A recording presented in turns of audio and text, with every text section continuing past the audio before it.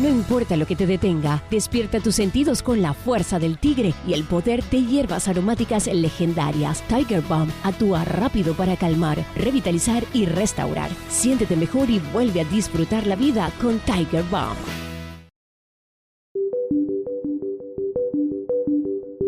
Si te digo que hacia el norte, en un lugar alto y con un mar cerca estarás más fresco este verano, no te estoy diciendo nada que no sepas.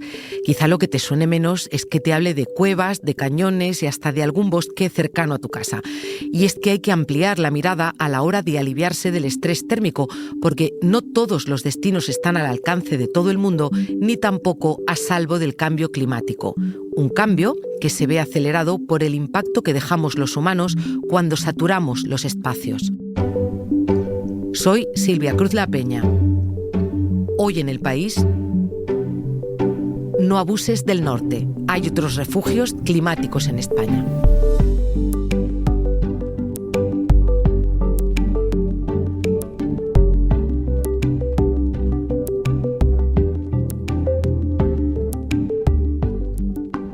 Hola, Victoria. Hola, Silvia.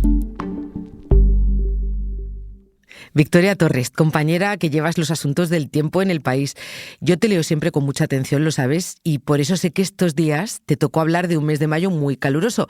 Y sin embargo, lo que yo te pregunté en un WhatsApp es si no había algún lugar en España que se salvara. Sí. ¿Y qué te contesté? Cuéntalo. Pues rápida y veloz escribiste Asturias y casi gritando. Lo digo porque me lo escribiste con mayúscula. Así es, pero enseguida amplié y te dije que en general todo el Cantábrico, porque Cantábrico es uno de los que podemos considerar grandes refugios climáticos naturales del país. Victoria, lo de refugio climático, yo te lo he leído también, pero referido a ciudades que buscan maneras de crearlos, ¿no? De construir o indicar espacios seguros donde se puede soportar mejor el calor intenso. A ver, es un término que nació en los 80 en distintas iniciativas en Canadá, en Alemania, en Inglaterra, y que hasta hace no tanto solo manejaban climatólogos y urbanistas, pero que en los últimos años se ha popularizado con el agravamiento del problema del calor. En la actualidad, pues muchas ciudades de América, de Europa, disponen de una red señalizada de espacios, como has dicho tú, donde cobijarse, pero en España son más una idea que una realidad, la verdad, porque solo existen bien definidos en Barcelona, que empezó con ello en 2019, y en Bilbao, algo en Murcia, en Vitoria, en Málaga, en Sevilla y poco más. Ya. Se ha avanzado muy poco, la verdad. Y, por ejemplo, incluso el año pasado, el Ayuntamiento de Madrid llegó a vender como una red de refugio algo que no lo era, porque ni estaba señalizada, ni mapeada, y además incluía espacios de pago, como piscinas, cines, museos. Ya. Y bueno, por aterrizar un poco y por situarnos, los refugios climáticos urbanos, lo que todos entendemos por refugio climático ya, tienen que ser gratuitos, pueden ser cubiertos con aire acondicionado o al aire libre, con sombra, árboles, láminas de agua para refrescar, ventilación, fuentes, y tienen que encontrarse a menos de 10 minutos a pie, estar identificados y abiertos todo el verano. En fin, una serie de requisitos que forman una red formal y enfocada a cubrir las necesidades de la población más desfavorecida, la que no puede encender el aire por pobreza energética o la que directamente no tiene aire acondicionado en sus casas. Entiendo. Pero Victoria, yo hoy quería que me hablaras de los refugios naturales. Espera, Silvia, si me lo permites, vamos a aclarar un poco qué podríamos considerar refugio natural para que nadie se confunda. Me parece bien, dale. Pero lo va a explicar mejor el climatólogo alemán Dominique Rougier, investigador Ramón y Cajal en la Misión Biológica de Galicia y que está afincado en esta comunidad desde hace 15 años. Si tú lo pones en la perspectiva que para una persona de Sevilla es un refugio climático, porque ahí tienes 40 años y aquí a lo mejor llegas a 30 y pico, como mucho en algunos momentos de olas de calor o de máximas, claro, pero eso no significa que aquí no haya cambio climático, que no haya impacto importante por las subidas de temperaturas. Ya veo por dónde vais, Victoria. Claro, porque vamos a hablar de zonas en las que uno puede rebajar el estrés térmico acumulado por unas máximas elevadísimas y unas mínimas de infarto también. De unas áreas donde hay mucha menos temperatura que en otras. Pero esto no quiere decir que estos destinos sean santuarios o paraísos que no están afectados por el cambio climático, porque eso no existe en todo el planeta. Ya. Pero luego volvemos con Dominique. Tú me pediste saber cuáles son y por qué, y la explicación más directa la tiene el también climatólogo Javier Martín Vide, catedrático de Geografía Física de la Universidad de Barcelona, que apunta, entre otras comunidades, a Asturias. Igual que Asturias, también Galicia, si exceptuamos, diríamos que la comarca de Orense capital, y diríamos las partes más bajas del río Sil, donde en verano se pueden llegar a los 40 grados en la ciudad de Orense. Pues si exceptuamos esa zona, diríamos, de tierras más bajas, de alrededor de Orense ciudad, y pensamos sobre todo en la costa gallega, tanto las Rías Altas como las bajas y tal, también Galicia en este sentido sería un refugio climático para el verano. Y de una forma parecida a Asturias, Cantabria. Luego, podemos decir País Vasco, bueno, las provincias litorales, o sea, Vizcaya y Guipúzcoa, Vitoria, Álava ya tiene unas condiciones más cálidas en verano, sobre todo de día, ¿sabes? Entonces, esa costa cantábrica y atlántica del norte, o sea, costa atlántica gallega y cantábrica, pues gallega, asturiana, cántabra, y del País Vasco, podemos considerar un refugio climático. Es verdad que la ciudad de Bilbao, a veces San Sebastián, a veces Santander, tiene algún golpe de calor, con temperaturas que llegan hasta los 40 grados en Bilbao, pero son de muy poca duración.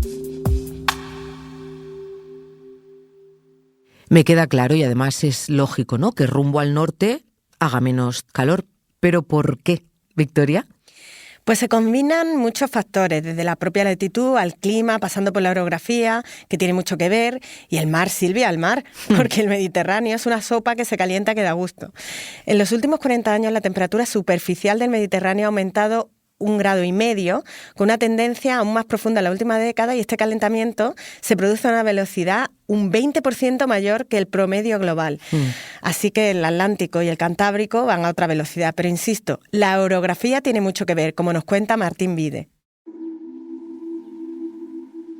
Es que la cornisa cantábrica viene a separar muy bien los dos tipos de clima que hay en España, los dos grandes tipos climáticos, que son ese clima marítimo atlántico, del clima mediterráneo del resto del territorio.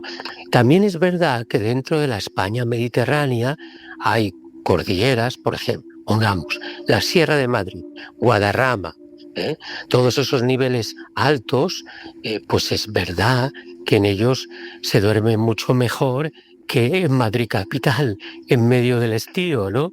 Es evidente porque el factor altitud en general, salvo en situaciones de inversión térmica, donde se invierte lo que es normal, en las montañas la temperatura baja es inferior a la de los lugares más bajos, a los llanos, a los fondos de valle, ¿no? Por lo tanto, en el sistema central, pues hay lugares muy agradables para pasar el verano, ¿no? Igualmente, pues también podríamos decir en comarcas de la cordillera ibérica y a una cierta altitud, ¿no? Por lo tanto, es verdad que el factor altitud también beneficia, disminuye los rigores del calor en verano, ¿no? Pero en conjunto, si tuviéramos que hacer esa divisoria de los lugares con verano aceptable o sufrible y veranos insufribles, pondríamos esa gran división de los dos tipos climáticos. En la meseta norte, bueno, hay ciudades muy altas, Ávila está a más de 1.100 metros, ¿no?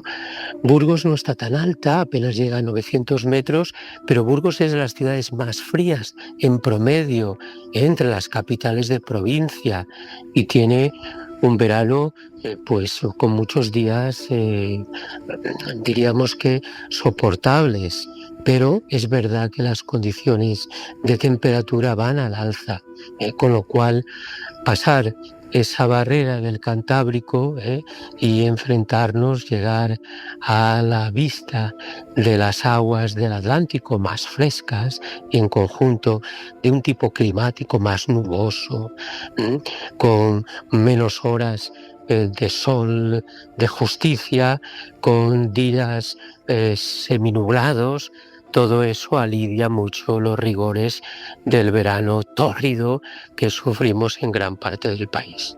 O sea, que en alto, cerca de un mar que no sea el Mediterráneo y hacia el norte, ¿no, Victoria?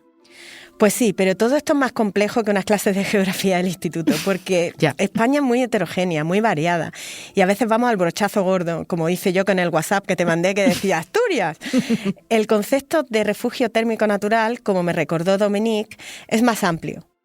Podemos encontrarnos con bosques densos que justamente nos pueden servir como refugio climático natural. Muchos parques naturales, parques nacionales, por ejemplo, pueden ser, pero al mismo tiempo hay que recordar que deben crear justamente este entorno microclimático más fresco. Por ejemplo, evidentemente, si vamos a las zonas montañosas más altas, normalmente podemos encontrarnos con esas condiciones. O, por ejemplo, humedales, cuevas o cañones también son muchas veces climas o bien generales, como por ejemplo puede ser la alta montaña, pero también zonas, bosques, por ejemplo. Pero claro, no todos los bosques dan refugio, porque al fin y al cabo necesitamos una combinación de diferentes factores. Por una parte necesitamos crear sombra, pero sombra en sí tampoco es suficiente. No es suficiente con 2 árboles. Eso no es suficiente para poder refrescar. Claro. Es que al final va más allá de una franja, de la franja esta de la que estamos hablando, que iría del norte de Galicia al Valle de Arán más o menos. Claro. Los refugios son muchos más y muy heterogéneos porque se tienen que juntar muchos factores de humedad, sombra, temperatura, ventilación. Y sin olvidar que el cambio climático afecta a todas las zonas. Esto ya me ha quedado claro.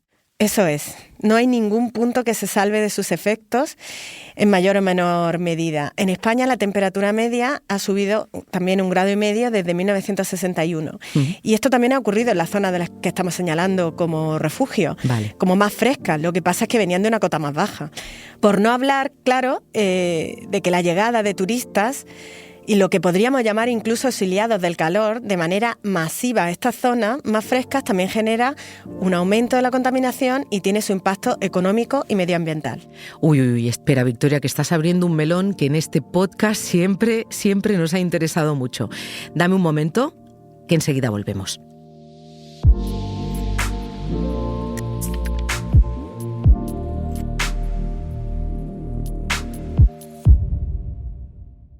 No importa lo que te detenga, despierta tus sentidos con la fuerza del tigre y el poder de hierbas aromáticas legendarias. Tiger Balm actúa rápido para calmar, revitalizar y restaurar. Siéntete mejor y vuelve a disfrutar la vida con Tiger Balm.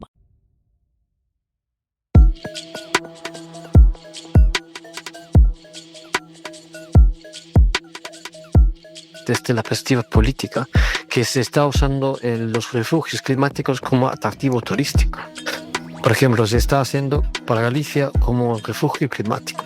Estas palabras de Dominique Royer me hacen entender la cautela que me has pedido al principio, Victoria, cuando me refiero a refugios climáticos naturales. Sí, primero porque el cambio climático no respeta ninguna zona y segundo porque el uso político de los refugios como reclamo turístico es un arma de doble filo. Ya. Como sabía que este tema se iba a interesar mucho en este podcast, le pedí a Nacho Poncela, colaborador del País en esa tierra, en Asturias, que nos contara qué consecuencias tiene ese reclamo.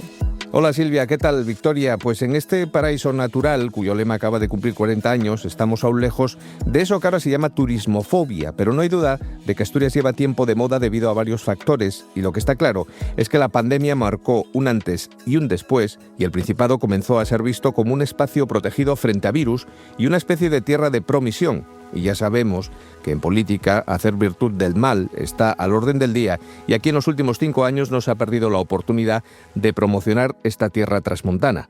Ser refugio frente al mundo tiene beneficios, pero también consecuencias, sobre todo si a las condiciones se unen las inversiones. Tras la entrada en servicio hace poco más de un año del AVE con Madrid, que deja el viaje en 3 horas, y la multiplicación de conexiones aéreas, ahora mismo 19 nacionales y 11 internacionales, Asturias se ha convertido en un destino en el que se ha disparado la cifra de visitantes y turistas. Un dato: Asturias registró en febrero el mayor crecimiento de la España verde, con más de 100.000 turistas, y en 2024 esos visitantes realizaron el mayor gasto medio del noroeste, 69,68 euros al día. Conclusión, a más demanda, más oferta, pero también más cara. Lo de estar de moda ha generado que desde la pandemia el precio de la vivienda y de los alquileres se haya disparado hasta el punto de que en el primer trimestre de este año el coste de una vivienda nueva en Asturias subió un 13%, el mayor incremento desde 2007. Un dato ejemplifica bien lo que está pasando. En el Principado se necesita una media de 8 años para ahorrar la entrada de un piso de 90 metros cuadrados, cuyo precio se estima actualmente en unos 150.000 euros. Pero es que el panorama del alquiler no es mucho mejor, sino todo lo contrario. En las 3 ciudades más populosas de Asturias, Gijón, Oviedo y Avilés, es prácticamente imposible encontrar alquileres por debajo de 800 euros para un piso con 2 habitaciones como mucho.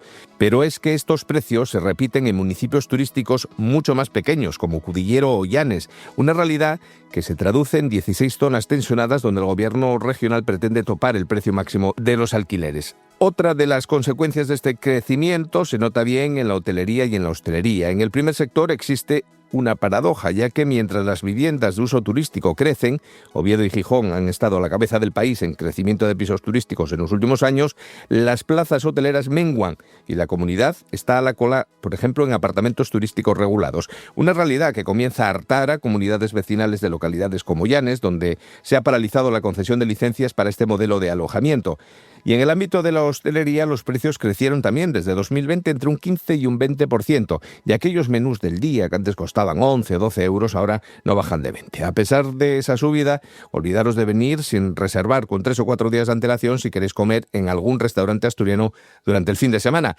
Además, las 12 estrellas Michelin que tiene Asturias se han convertido en otro atractivo para aquellas personas que puedan pagar unos 120 euros de media por un menú degustación. Resumiendo, Asturias resiste aún bien como refugio, pero habrá que estar atentos para no morir de éxito y sobre todo no creerse a pies juntillas lo de que en el paraíso no hay forma de saber si fuera está lloviendo y no importa.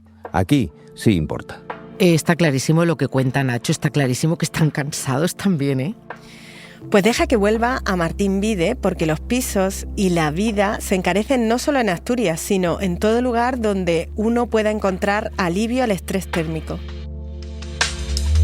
Claro, despierta la codicia también, ¿no? Por ejemplo, por poner un símil, es muy bueno que algunas calles en nuestras poblaciones se conviertan en ejes verdes, pacificando el tránsito, poniendo más árboles, poniendo más parterres, más jardines, peatonalizando todas esas calles, ¿no? Pero claro, eso también gentrifica el área, hace que un piso en esas calles pues de repente suba mucho su precio, ¿no?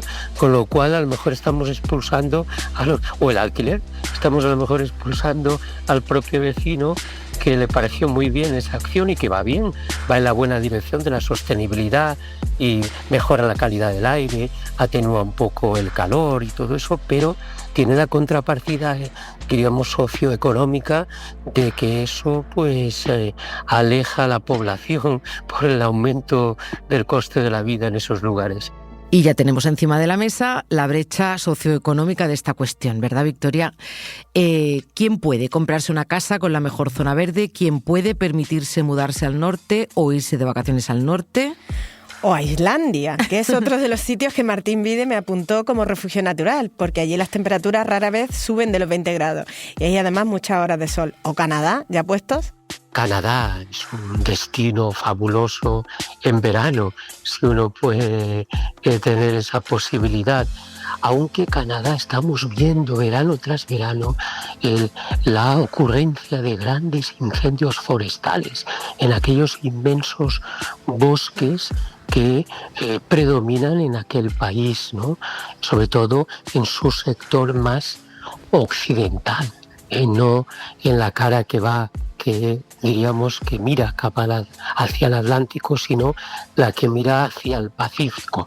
Aún así, esos ámbitos de Canadá son ámbitos ya septentrionales, donde en conjunto, salvo excepciones importantes de temperaturas que pueden ser puntualmente muy elevadas, son mucho más adecuados o más, diríamos, apropiados para evitar el exceso de calor que lugares pues de Estados Unidos, sobre todo hacia el sur de Estados Unidos.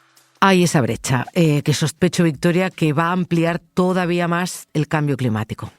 En este podcast habéis hablado de refugiados climáticos en otras ocasiones y fíjate qué palabras, unas palabras que dan la medida de la gravedad de lo que tratamos, una especie de vuelta a la cueva porque estamos maltratando tanto el entorno que lo estamos convirtiendo en hostil. Y también pone encima de la mesa los problemas que genera el turismo masivo, la esquilmación de los recursos de las zonas de destino, el aumento del precio de la vivienda, en definitiva, que unos pueden permitirse la huida para garantizar su salud y su descanso y otros no. Hablamos al final de nuestras ciudades, hablamos de la vida, que se va a hacer muy complicada, sin duda, en la península ibérica. Mira, en el verano de 2022, prácticamente la mitad de los días de aquel verano hubo ola de calor. Y desde hace 11 años, desde 2014, en todos y cada uno de los veranos ha habido al menos una ola de calor. Cierto. Mira, Silvia, Dominique, que ha estado hablando con nosotros en este podcast, suele citar una frase de un reputado físico atmosférico alemán que dice lo siguiente: de la península ibérica, olvidaos. Pues no puede ser más claro. Y más dramático, la verdad. Por eso tendremos que seguir hablando de este tema. De momento hoy, gracias, Victoria. Muchas gracias a ti.